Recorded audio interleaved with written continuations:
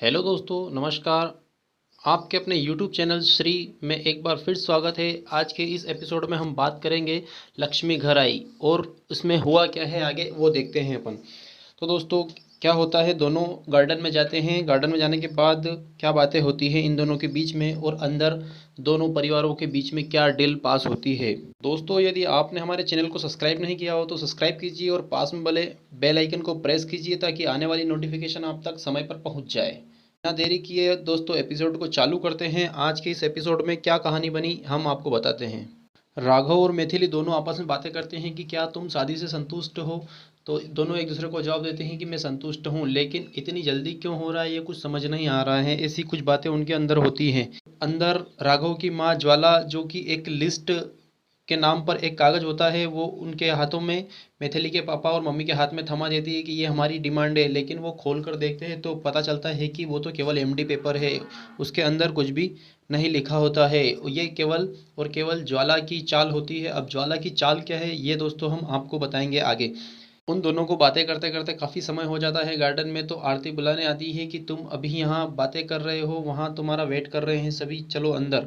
तो दोनों अंदर चले जाते हैं और अंदर जाने के बाद मैथिली की और मैथिली के पापा की दोनों का रिएक्शन एकदम खुश मिजाज का होता है कि परिवार अच्छा मिला है, दोनों ने डिमांड नहीं की है, तो अब आगे सगाई की रस्म को शुरू की जाए। ऐसा बोलकर ज्वाला कहती है कि सगाई की जाए।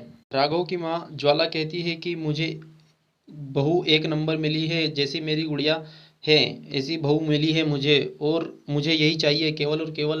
मुझे दहेज का कोई डिमांड नहीं है मेरी, और केवल ये 2 साड़ी पहनकर आएगी तो भी मैं रख लूँगी और कोई दिक्कत नहीं है मुझे। ऐसा कहकर वो सगाई की रस्म शुरू करने के लिए बोलती है और सगाई की रस्म शुरू हो जाती है। दोनों परिवार एक दूसरे को सगाई की रस्म के बतौर काम करते हैं और सगाई की रस्म हो जाती है। उसके बाद क्या होता है दोस्तों हम आगे बताते हैं आपको। दोनों परिवार अलग अलग अपने अपने घर चले जाते हैं। वैसे ही राघव की माँ घर पहुंचती है और उनके मन में लड्डू फूटते हैं कि आखिर बात क्या है समझ नहीं आ रहा है। लेकिन राघव के पापा और राघव की दोनों दीदियाँ को ये बात रास नहीं आती है कि आखिर चल क्या रहा है। डिमांड की लिस्ट रात भर बनाकर गई थी, लेकिन सुबह तो खाली पेज थमा दिया और हुआ कुछ नहीं है। इतने में राघव की माँ एक ग्लास जग ऐसा कुछ फेंकती है और कहती है कि ये अल्लाह दिन का चिराग है, नहीं जानोगे अब क्या होने वाला है। अल्लाह दिन का चिराग से कैसे काम करवाना है ये मैं अच्छी तरीके से जानती हूँ, ये राघव की माँ बोलती है।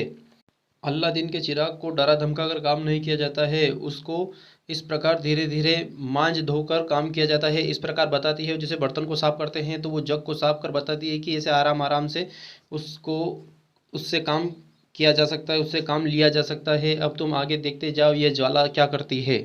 और उधर मैथिली के घर मैथिली के पापा अपनी पुरानी एक फ़ोटो फाइल देखते हैं। उसमें देखकर अपनी बिटिया के बारे में सोचते हैं कि क्या मैथिली आज हमें छोड़कर चली जाएगी कुछ समय बाद, तो हमारा जी कैसे क्या चलेगा, ऐसा कुछ सोचते हैं। और इतने में मैथिली आ जाती है। मैथिली पूछती है पापा तुम क्या कर रहे हो। पापा बोलते हैं कि मैं पुरानी यादें को ताज़ा कर रहा हूँ बेटा। इतने में दोनों के बीच में कुछ बातें चलती रहती है। और इधर राघव के घर भी ऐसा ही कुछ माहौल चलता है। राघव की माँ राघव को देख कर कहती है बेटा तुम इतने बेचैन क्यों हो, और तुम काहे के लिए बेचैन हो ये मैं अच्छी तरीके से जानती हूँ। राघव बोलता है माँ आप जानती हो। तो राघव की माँ कहती है हाँ बेटा मैं जानती हूँ कि तुम शादी के पैसों को लेकर चिंतित हो कि शादी कैसे होगी कहाँ से होगी, लेकिन ये तेरा काम नहीं है, तू टेंशन मत ले हम सब कर लेंगे।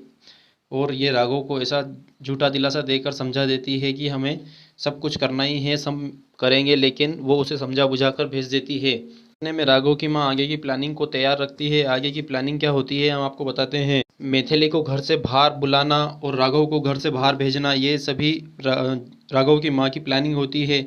तो इस प्लानिंग के मुताबिक क्या होता है, राघव का फ़ोन पता नहीं कैसे अचानक वहाँ मैथिली के घर पहुँच जाता है। और फिर राघव को याद आता है कि मुझे मैथिली से कुछ बात करनी है, तो वो अपना फ़ोन ढूंढता है लेकिन फ़ोन नहीं मिल पाता है। उसके बाद मैथिली भी यही चाहती है कि मुझे राघव से बात करनी चाहिए और कुछ खास बात बतानी रहती है, लेकिन वह बता नहीं पाती है।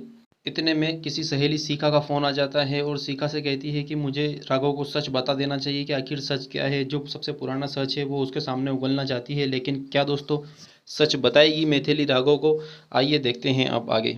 इतने में अपने राघव अपने लैंडलाइन फ़ोन से अपने मोबाइल को फ़ोन करता है और पता करता है कि अपना फ़ोन कहाँ है। तो उसकी साली साहब फ़ोन उठाती है, तो वो उस साली साहब को भी सही झूठ करने में पकड़ लेता है। साली साहब समझती है कि मुझे पहचान नहीं पाएंगे, लेकिन वो पहचान लेता है। कहता है कि साली साहब आपकी दीदी से बात करवाइए। फिर आरती जाती है मैथिली के पास कि मैं तेरा फ़ोन है, और ऐसा कहकर उसे फ़ोन दे देती है और वहीं खड़ी रहती है। मैथिली बोलती है कि अब तुम यहाँ से जाओ, तो वो चली जाती है। उसके बाद मैथिली बात करती है कि हाँ क्या हुआ बोलो। तो फिर राघव कहता है कि मेरा फ़ोन वहाँ, तो ऐसा कुछ कहकर मैथिली कहती है कि चलो ठीक है अपन कहीं मिलते हैं। तो राघव बोलता है कि अभी। मैथिली बोलती है हाँ मैं आपका फ़ोन भी लौटा दूंगी और कुछ बात करनी है वो भी कह दूंगी, जो बहुत पुराना सच है वो भी आपके सामने कहना चाहती हूँ। ऐसा कहकर वो दो ही कहीं मिलने चले जाते हैं। जैसे ही मैथिली घर से बाहर निकलती है तो क्या होता है, राघव के मम्मी और पापा की प्लानिंग इस प्रकार होती है कि राघव के पापा कुछ साधु वेश में उस मैथिली के घर आते हैं। और मैथिली के घर जाने के बाद क्या होता है दोस्तों कि मैथिली बाहर निकलती है और साधु महाराज बाहर खड़े होते हैं। तो वो उसे रोक लेते हैं कि बेटी क्या तुम मम्मी अंदर है। तो मैथिली कहती हैं हाँ है अंदर के, आप हम हमारा रास्ता खुद ही तय कर लेंगे, आप जा सकती हैं।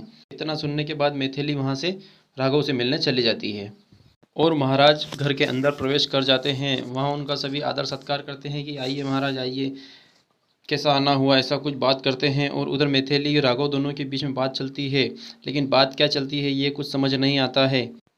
ये सब कुछ इतना जल्दी हो रहा है, कुछ समझ नहीं आ रहा है। और मैं तुम्हें एक सच बताना चाहती हूँ, लेकिन सच क्या है वो हम आपको कल बताएंगे, क्योंकि आज के इस एपिसोड में बस इतना ही बताया गया है कि दोस्तों ये बातें क्या होती है क्या नहीं होती है, ये हम इस एपिसोड में अगले दिन बताएंगे।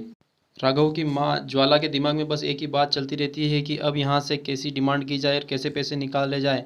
7-8 दिन होते हैं शादी के और हर दिन की डिमांड अलग अलग होती है। वही डिमांड उनके सामने रखना है और वहाँ से वही सामान लेना है और अपनी डिमांड पूरी करना है। आखिरी दिन शादी तक की डिमांड को वहीं रखना है उनके सामने और वहीं से पैसा लेना है। ये ज्वाला के मन में चलता रहता है और वही अपने आप का स्वागत करती रहती है, ऐसा सोचती है वो। आज के इस एपिसोड में बस इतना ही। कल के एपिसोड में बताया जाएगा कि राघव और मैथिली के बीच में क्या बात हुई और आगे की डिमांड ज्वाला की क्या होगी, ये हम आपको बताएंगे कल के एपिसोड में। थैंक यू दोस्तों। यदि आपने हमारे चैनल को सब्सक्राइब नहीं किया है तो सब्सक्राइब कर ले, पास में बने बेल आइकन को प्रेस कर दे और लाइक का बटन भी दबा दे साथ ही साथ। धन्यवाद।